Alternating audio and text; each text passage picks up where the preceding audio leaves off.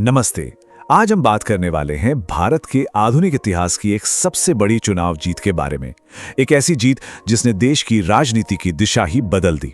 जी हां, हम बात कर रहे हैं 2014 के आम चुनाव की। तो सवाल यह है कि आखिर दुनिया के सबसे बड़े लोकतंत्र का चुनाव कोई कैसे जीतता है। यह सिर्फ सीटों का गणित नहीं है, नहीं, ये करोड़ों लोगों के गुस्से, उनकी उम्मीदों और उनकी आकांक्षाओं को समझने और फिर उसे एक जबरदस्त लहर में बदलने की कहानी है।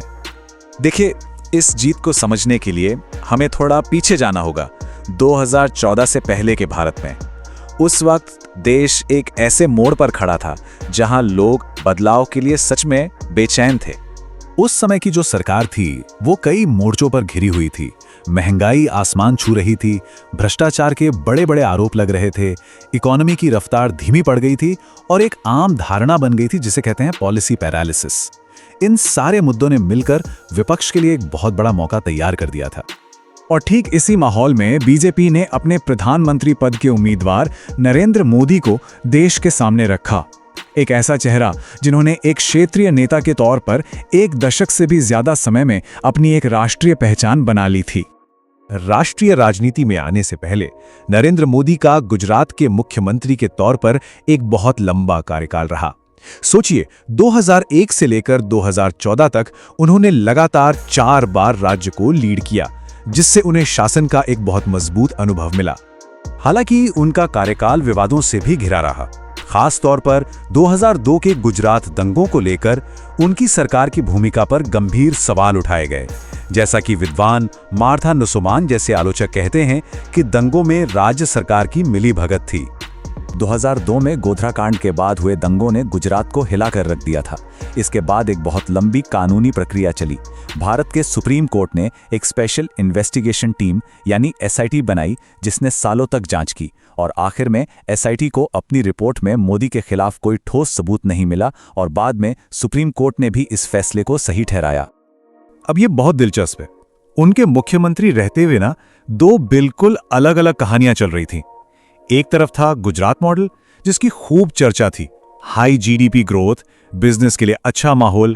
तो दूसरी तरफ ह्यूमन डेवलपमेंट इंडेक्स, जैसे कि गरीबी, पोषण और शिक्षा, इन मामलों में राज्य के रिकॉर्ड को लेकर चिंताएं भी जताई जा रही थी। तो इसी बैकग्राउंड के साथ नरेंद्र मोदी नेशनल स्टेज पर आए।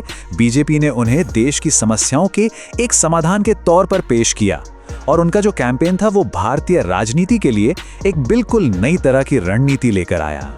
पार्टी के अंदर उनका कद बहुत तेजी से और बहुत योजनाबद्ध तरीके से बढ़ा।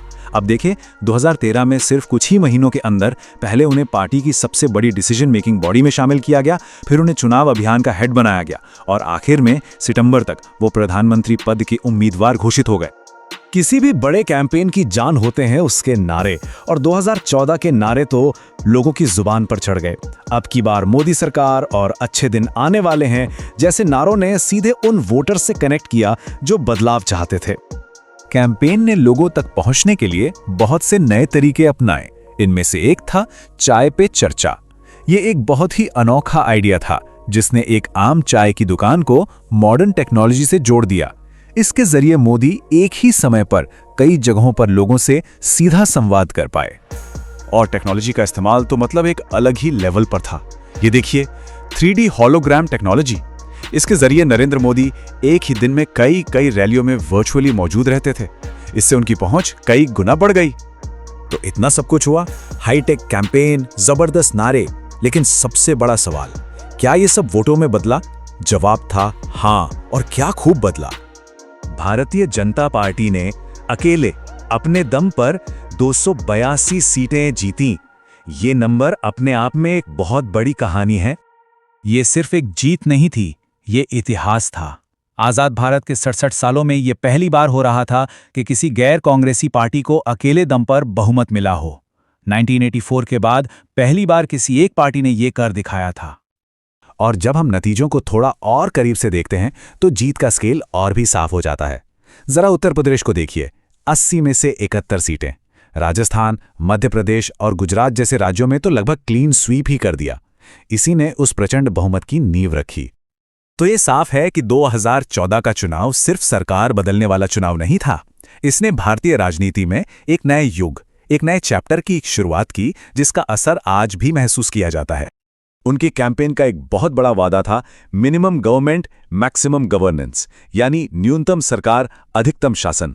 इसने प्रशासन और अर्थव्यवस्था को लेकर एक नए अप्रोच का संकेत दिया, जिसका फोकस बिजनेस को आसान बनाने और नौकरशाही को कम करने पर था। और आखिर में यह हमें एक बड़े सवाल पर लाकर छोड़ता है।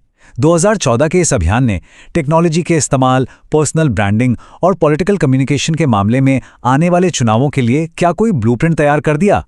इसका असर सिर्फ भारत में ही नहीं बल्कि दुनिया भर की राजनीति में देखने को मिला है।